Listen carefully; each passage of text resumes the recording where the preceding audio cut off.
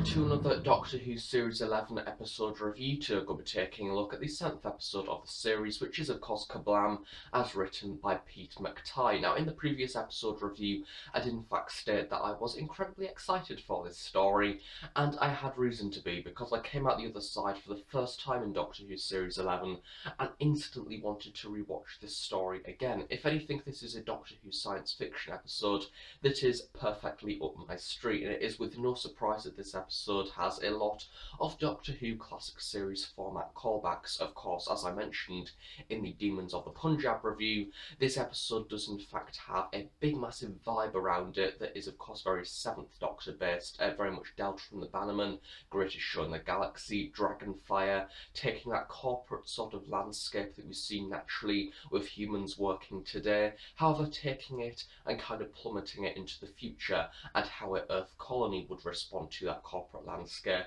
and then seeing how technology has almost changed that career path. And I think that this story is incredibly intriguing, really interesting, and certainly one of the most enjoyable episodes of Doctor Who Series 11 so far, and if anything, is the episode that I've been waiting for since the very beginning. Firstly, I'd just like to apologise, because I don't know if it's just because of my camera or the current lighting that we've got going on, but the sun has basically decided to disappear, so we're kind of like midway through November now, so I'm guessing we're not going to see the sun until probably Easter. So, you know, it's nice that it decides to vanish as soon as I start filming, so I'm hoping it kind of comes back around again during the duration of this review, but if not, hey, let's just go with this normal kind of slightly darker tone, because hey, it's a slightly darker themed story, so I guess it's kind of relevant a little bit, and that is some pathetic fallacy right there.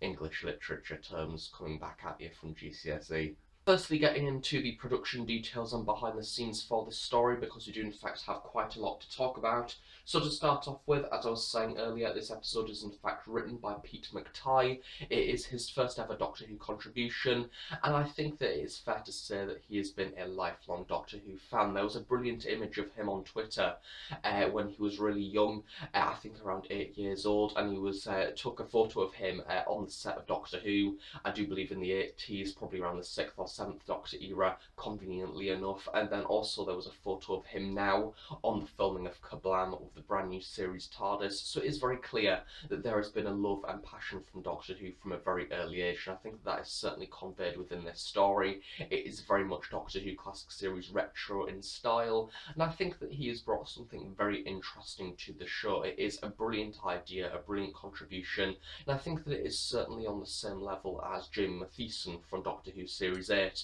where you had him contributing his own ideas for Mummy on the Orient Express and Flatline, which were two probably standout episodes of Doctor Who Series 8. So I'm hoping that in the future, maybe Pete Mctigh can return, do his own stuff once again, and maybe even bring on a few new writers in there as well, because certainly I want to see more variety in Doctor Who Series 12, as I think that it will be fair to say that that has probably been one of the downfalls for Doctor Who Series 11 so far. We had this whole idea of a writer's room, however we've not really seen it in practice so far throughout the majority of the season, because most of it has in fact been written by the head writer himself, being Chris Chibnall. So yeah, overall, Pete Mctigh has done a brilliant job, a really enjoyable story, really nicely paced as well, and really dramatic, always kept you guessing. He was revealing certain aspects of the plot at certain points. I think if anything, this was one of the first episodes of the series where I was actually guessing about what the conclusion could be before it aired, to kind of beat the Doctor to the conclusion. So yeah, that's something that I've not really had with a Doctor Who experience in quite a long time. So this episode was in fact directed by Jennifer Perrott. I think that I'm not really having too much to say about the directing for this story, because I'm kind of getting used to Doctor Who being a little bit more modern now. Of course, in the Woman Who Fell to Earth review, there was a lot to talk about because it was the first ever use of the brand new lenses. I think that it would just be fair to say that this has been a continuation of that. It still looks incredibly modern, really nice, very visually pleasing. I love the CGI that was added in of the kind of conveyor belt belts that were seen in the later half of the story. I thought that was very nice. And I think that as for directing, there was some really lovely camera work within the warehouse scene with Lee Mack and Yaz. I thought that was very nice, very mysterious looking. And also the leisure zone, I do believe that they referred to it in that green area. I thought that was very nice and very bright at the same time. So yeah, nothing really too much to talk about with that. However, I think that her directing was very nice and visually pleasing, as I say. So yeah, kind of that is the best that I can wish from a director. As per usual, the script editor is Fiona McAllister. It is produced by Nikki Wilson. The executive producers are Chris Chibnall, Matt Strevens, and Sam Hoyle. And finally, the incidental music has been done by Sigurd Akinola. And finally, for the behind the scenes, I do want to give a little bit of credit to Ray Holman, who is in fact the costume designer, as once again he has done the majority of the designs of the costumes throughout the entirety of this series. And I think that this story in particular has a brilliant design team behind it. To start off with, the wonderful KaBlam propaganda posters that was seen on the wall. I thought that they were very almost World War II-esque in their propaganda and delivery. I love that we had KaBlam sort of, if you want it, KaBlam it or something like that. I thought that that was really nice, and I love the actual artwork of the robots themselves within the actual poster. And also I like the fact that the KaBlam logo was on absolutely everything. It made a very believable sort of business landscape and business climate, and having sort of everything owned by that company, especially the uniforms as well. Those were really nicely designed, and also the actual postmen themselves, or the teammates, however you want to refer to them.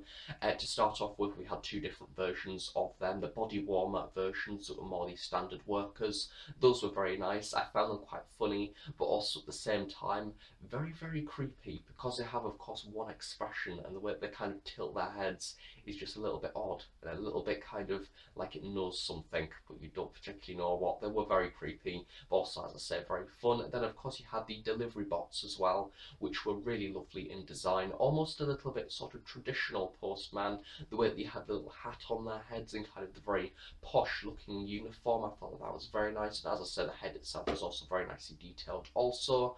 And generally the uniforms were nice. The doctor's costume was nice also. I like the variation of the navy blue. Thought that was very cool. Yeah, I don't really have too much else to say for the costume design, but overall it's very good for this story, and I think that Ray Holman certainly deserves a lot of credit, along with the actual design team behind the scenes of this story as well. Now going straight into characters, because as per usual with Doctor Who Series 11 we have a lot to talk about, unfortunately. So starting off with the 13th Doctor herself, as portrayed by Jodie Whittaker, and I think that this is fair to say that once again she was excellent. In fact, I think that this was once again one of her best performances of this season so far. If anything, this has been the moment where I kind of believed that she was the Doctor. Throughout the previous episodes, I've almost got the impression that she hasn't yet got into the boots of the Doctor. She is still yet to make her mind up of how she wants her Doctor to be. We've got the impressions of her being a little bit weak in the past and a little bit vulnerable also. In this story, we see a little bit more mysterious side to the Doctor. I love the fact that this is almost a Scooby-Doo style mystery villain almost. However, I like the fact, especially at the very end in the final act of this story, she states that you're not an activist, you're a cold-blooded murderer. I thought that was really nice and very well acted as well from Jodie's part. But overall, she was very enjoyable, a very warm Doctor. Every single person that she met in this story kind of took to her. I think especially Kyra in the conveyor belt section. I love the moment with her that she states that you have a very nice approach to life. I thought that was very nice, and she's a lovable Doctor. I think that is fair to say. I just want to see more of her in the future around this same level. Moving on to the companions for this story, once again I think that this is in fact the first episode where I have an overly very positive thing to say about the entire TARDIS team, and it is in fact that they all have something to do. In case you've been watching my Doctor Who Series 11 book reviews recently, you will of course know that in that video I did in fact state that they have a very different approach to handling the different companions, because especially within the Good Doctor that I've previously read, they in fact split off the companions, and Juno Dawson makes them go on their own adventure and meet their own different people, and then by the very end of the story their own experiences and things that they've learned come together in order to conclude the episode, and they kind of all have something to contribute, and they almost play to their strengths also at the same time. I think that for the first time this season within the TV show itself, Pete Mctigh has done exactly that. You had Graham going off to do the cleaning, then you had Yaz to go off to kind of the depot section where they were sorting out the deliveries, and then you had the Doctor and Ryan on the conveyor belts. And I thought that was a perfect way to in fact introduce the business setting, getting introduced to the different parts of the production line, and I think that gave a very clear kind of understanding of the factory itself very early on within the story. The episode was very snappy, very interesting, introduced you to a lot of different scenes almost straight away, so that were compliments for the rest of this season really. Graham was incredibly nice, very enjoyable, had lots of funny moments. I love the moment when they were with Twirly in the kind of little workshop area, and he says something like, "See, you've made him nervous now," as the android turns around. I thought that was incredibly funny. Yaz was also quite nice. Also, I found her quite enjoyable throughout the episode, especially the early scenes with Lee Mack's character. And then of course Ryan, I love the fact that he had previous knowledge of working in a similar workplace from before knowing the Doctor. I thought that that was really nice and almost let him kind of do his own thing throughout the story. He knew what he was doing, he had an understanding beforehand. And I like the fact that dyspraxia was also worked into the plot because it's had a bit of an absence through the previous stories, and if anything I kind of feel like the stories that it was mentioned in, it was almost rammed into the actual plot just to give a little bit of knowledge about the character. But in this episode I kind of felt like it was naturally added into the story, and then giving an explanation to that was something natural that occurred as opposed to just being a part of the plot and the character development. If you're talking about the other characters as well, we have Julie Hesmond-Helg as Judy Maddox, of course the head of people as she is referred to throughout the story. I love that phrase, head of people. It just feels incredibly futuristic and almost like it's got something wrong about it, because it isn't a job that you would naturally expect in a work environment today. I thought that she was a nice character, very enjoyable once again. I thought that she contributed a nice amount to the story, very much gave the impression of that business location once again.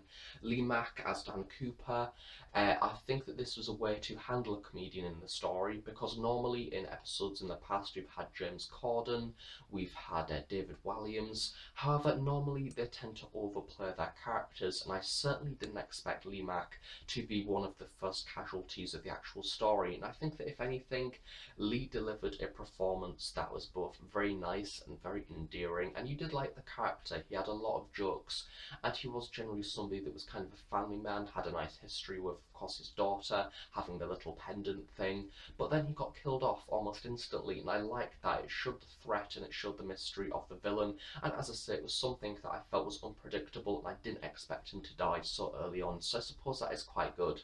We also have Claudia Jessie as Kyra Arlo, somebody of which who was in the story for very brief moments. She was in a few scenes in the early half of the story, but I found her nice once again. It was a very nice and warm character, but I thought that she nicely contributed to the episode, even though we didn't really see her much. Then moving on to technically the villain for the story, of Leo Flanagan as Charlie Duffy. So once again, we have a character that isn't particularly a Doctor Who villain, which is a problem that I've mentioned in the previous reviews. We are yet to have a proper villain in Doctor Who Series 11 that is a full-on bad guy or bad girl, whatever, like an alien to some extent, and this story once again doesn't deliver that. However, I kind of feel like I can let it slide for this story because I like the actual episode. There is a big difference between an episode like this where I actually like the villain being a human character that is trying to be almost a terrorist to some extent, and then there's a difference between the Pating or the demons in Demons of the Punjab, where I kind of feel like an actual Doctor Who proper villain would have contributed a lot more to that story as opposed to what we actually got. So yeah, I thought that Leo's character was very nice. I think that, once again, I didn't predict that he would in fact be the villain at the very end of the story, even though it was very obviously referenced very early on, as the Doctor said something like, if you want to get into places where you're not meant to be a caretaker or something like that, or a cleaner. It was very much under the nose, very much in front of your eyes. However, I didn't see it, so yeah, massive thumbs up to Pete Mctigh for doing that. for making it unpredictable once more. And then finally, Matthew Gravel as the voice of the KaBlam, the whole voice of the system throughout this story. Once again, really nice. I really enjoyed the system, a great character, and I love the voice of the robots as well, especially Twirly. He was just phenomenal. Every single line that he delivered was funny, but outdated and brilliant at the same time. So yeah, a really nice character, really like the system, and if anything, I'm glad that it wasn't the villain, which I will come on to in a little bit. Moving on to the narrative of KaBlam as a story, to start off with, I do believe that this is in fact the first ever episode of Doctor Who within the TV show itself to have an exclamation mark in the title. So that is a rather fun little fact for you. It is, to start with, an episode that you wouldn't really expect to be called KaBlam. It is certainly a name that I would refer to as a Big Finish story. It sounds unusual, it sounds different, almost sounds a little bit comic book, and it certainly puts me on the same lines as episodes such as Bang a Bang a Boom or Flip Flop or something like that, or even Ish with the Sixth Doctor from the very early on releases with Big Finish. It just sounds incredibly unusual, and I think that certainly contributes to this story. To start off with, the actual location itself of Kandoka, or the moon of Kandoka, and having the actual warehouse. I love that idea. I love the fact of having a system that is essentially just a standard business. It's there as a function to deliver parcels out to the people of the Kandoka colony. I thought that was lovely. Once again, very classic series Doctor Who, taking that normal working sort of environment and plummeting it into space. I thought that was brilliant. And the whole concept of KaBlam is great. It's cringy, it's cheesy, it's over the top, but also at the same time it is bearable. It doesn't really portray the fact that it is quite cheesy at the top of its sort of preferences. Instead, it just kind of accepts that it's quite cringy in the way that it is named and the way that we have robots sort of postmen, but at the same time it is a serious business and it does work incredibly well. I love the way that the Doctor and her companions in fact infiltrate the business, become the different workers. As I say, it was a great idea to have them going off to different sections of the production line in order to get a full kind of representation of the entire production of the entirety of KaBlam. I thought that was very good. And then of course the whole idea of the system not being the villain in the very end of the story was nice, because otherwise it would have been a stereotypical Doctor Who story, almost putting yourself on the same lines as, say, the Green Death with their boss. That was certainly something that was reminding me throughout this whole episode before I actually realised that the system wasn't the main villain of the story.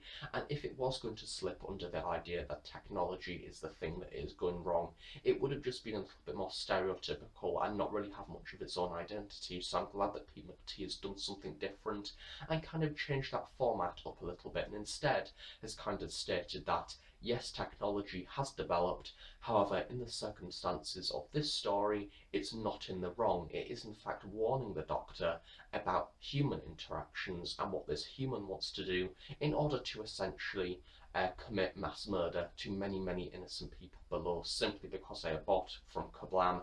I think the whole idea of kind of making people want to turn against KaBlam in order to get more people on the production line that are organic humans as opposed to androids, I thought that was a little bit underdeveloped, I must admit. I think it would have been nice to see a bit more of that, maybe a bit more development, or even if anything, it would have been better if Charlie the Cleaner was just instead kind of a single-minded, one-way thinking kind of terrorist style character who just wanted to do something because he's generally bad or evil. I think that certainly the idea of trying to prove a point was underdeveloped for this story. It tried to prove something, however it kind of didn't, because it didn't have time to. When we found out that the actual enemy or sort of main thing of the story that was going to commit all the murders was in fact the bubble wrap, that was around the 8-minute mark until the very end of the episode, meaning that it had a lot to do within that last 8 minutes in order to fully wrap up the story, essentially explode the depot, sort of where all of the delivery bots go out from, and then end off the actual storyline and tie up all the different aspects of the plot, meaning that I think there could have been a bit of a better pacing towards the very end of the story. If anything, I think that maybe some of the opening scenes in the very beginning would have been nice to be decreased a little bit in order to provide a little bit more room at the end of the story, just to give it a bit more of a smoother finish as opposed to feeling slightly rushed. But that said, I think that this is one of the rare occasions with new series Doctor Who where you actually need to watch it multiple times in order to fully understand it, because there are so many things going on in this story that make it interesting and make it intriguing, and as I say, constantly keep the viewer guessing. I think that Pete Mctigh constantly reveals certain aspects of the plot at certain points in order to keep a certain aspect of the episode a mystery, but also at the same time revealing a little bit to the viewer. The main difference from this story and the other episodes in this season, that yes, the companions had quite a lot of things to do, but also at the same time the narrative was incredibly busy and intriguing and exciting, meaning that unlike in the previous stories, I didn't really have time to kind of sit back and think about flaws of the character, which is something that certainly happened within the Saranga Conundrum and Demons of the Punjab, where the plot was actually quite smooth and very, very slow. It took a lot of time to develop, meaning that there was quite a lot of scenes in the early half of this story where it lets me, as the viewer, kind of see that the companions do have quite a lot of flaws and aren't really very interesting, but this episode almost doesn't give time for that, which I suppose is quite good. And certainly I would have preferred an episode like this to be in the early half of this season as opposed to in the later half, because I think that it is a lot more positive, a lot more of a faster pace, and is what I expect from Doctor Who as opposed to what we have got so far in this season, such as the Saranga Conundrum, such as Almost Arachnids in the UK to an extent as well, and certainly such as Demons in the Punjab, that are more slow burners and are certainly less exciting and interesting when compared to this episode.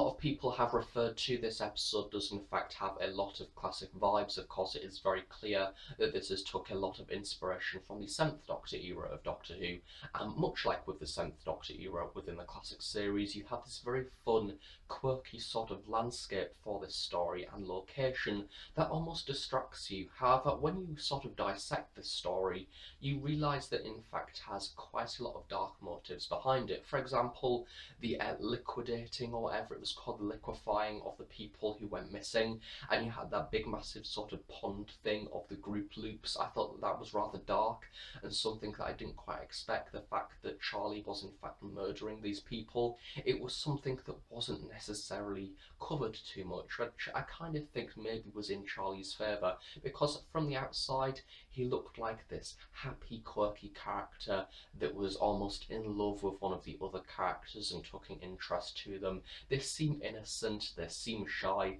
but it turns out that on the inside they are in fact essentially somebody with extremist views who wants to essentially commit mass murder. So, you know, never judge a book by its cover, certainly is the case of Charlie, but I think that certainly adds to this story. If anything, it may have been nice to see that grim aspect added to a bit more, maybe seeing exactly what else he has done with the bubble wrap. I know that quite a lot of people have said that the bubble wrap is a rather cringy villain. To start with, I love it because classic series Doctor Who, it constantly, even if you've not seen the classic series, people know about the arc in space and people know about the infamous bubble wrap monster. And the new series Doctor Who, Pete Mctigh has essentially gone, right, you know the bubble wrap monster that wasn't really a bubble wrap monster, it was somebody mutating into a Wirren.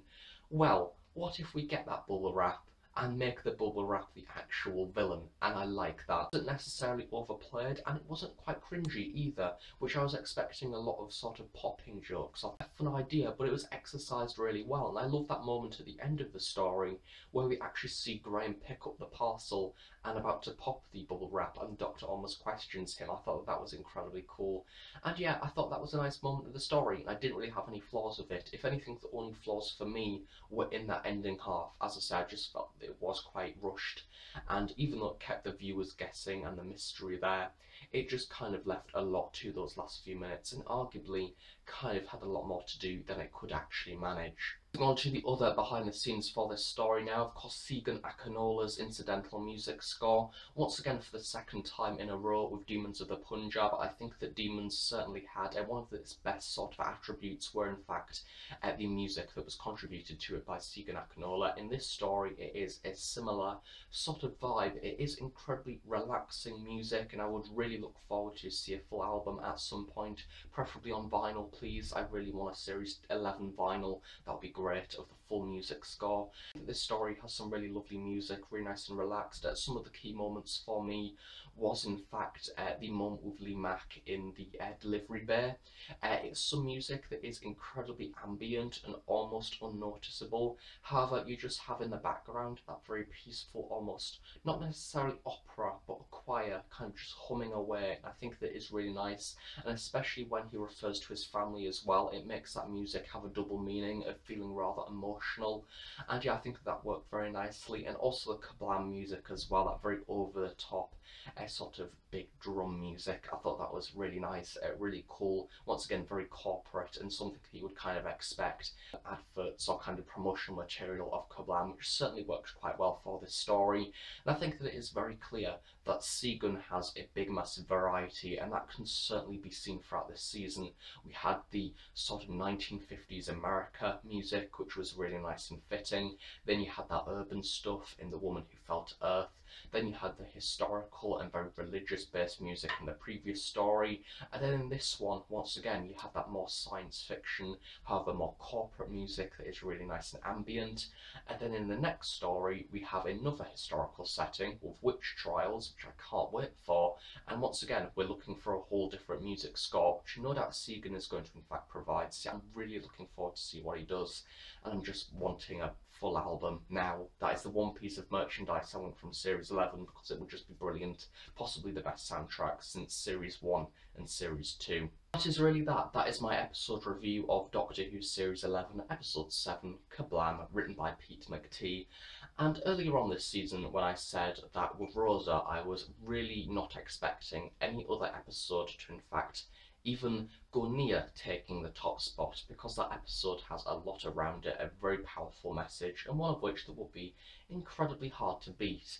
However, when I watched Rosa for the first time and the second time, I didn't get an urge to rewatch it again almost instantly. It was an enjoyable story, had a brilliant message, it was lovely presented as well, very cinematic. However, it didn't have what this episode has. It isn't fun, and it doesn't have that rewatchability, meaning that I actually think KaBlam might be taking my top spot for Doctor Who Series 11, which I really didn't expect. I knew that this episode was going to be a bit of a gem, because I could just tell. A really good feeling. I mentioned it in the previous review. There was just something about it that seemed up my street, and the format of this story almost has Big Finish written all over it. And if the TV show doesn't bring back Peter Mctigh or Ty in the future, then I want Big Finish too. I need Big Finish to develop him further, because I imagine that if he had the accessibility to do essentially whatever he wanted, no matter what and no matter how experimental, he could possibly create some of the best Doctor Who stories, maybe even Rob Sherman levels. Yeah, I really hope that this isn't just a one-off. I want to see more of him in the future, and yeah, I just hope that he can contribute more stories like this one that are really fun, have a great mystery behind them, and also at the same time aren't necessarily predictable. Certainly something that I've seen throughout this story. I think that it is great that this episode also has some great moments with the 13th Doctor. As I said earlier, it's certainly some of her best acting so far this season. I'm hoping that other writers take that on board for the later episodes in this series, and also I hope that develops the 13th Doctor for the later series as well, especially in season 12. I want to see a more consistent version of the 13th Doctor that certainly decides what her actual personality is, because so far I can't pinpoint her personality. I just kind of have a lot of different ideas that aren't all set in stone. They're just kind of throwing different character traits at the wall and almost seeing what sticks. So I certainly want more consistency in the future. But for now, this is certainly one of my favourite episodes for this season. Incredibly enjoyable, really liked it. And I'm also looking forward to next week's as well, which is of course The Witchfinders, because it's in a historical setting, and so far, don't hold me to it, but I've not seen anything in that story that even relates to it being a science fiction based one. So please, I mean, I know it won't be, but if it's a pure historical, that would be lovely. And I've said that now 3 times this season, and 2 of them didn't work out. So please, the third historical of this series, or the third historical setting, please make it a pure. I'm begging you, because the previous 2 episodes would have both benefited from being a pure historical. How I failed to do that. So yeah, please, Witchfinders, be that episode for me. Yeah, that is that. What did you think of this story? Why not leave in the description below a few comments? What did you like? What did you dislike? What would you like to see improved? And also, now that we have a title reveal and a description for the Doctor Who Series 11 series finale, what would you like to see in that final? What do you think is going to happen? Is there going to be any returning characters? Even though we've been told not, but we also got told that there won't be any arc to some extent. So yeah, what do you think is going to happen? And what is your opinion of the now New Year Christmas special thing?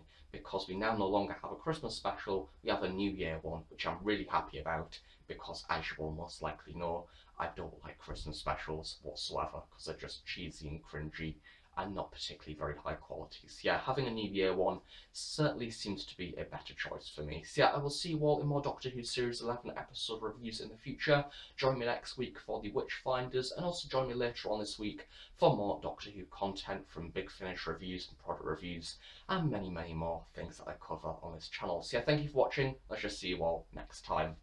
Bye for now.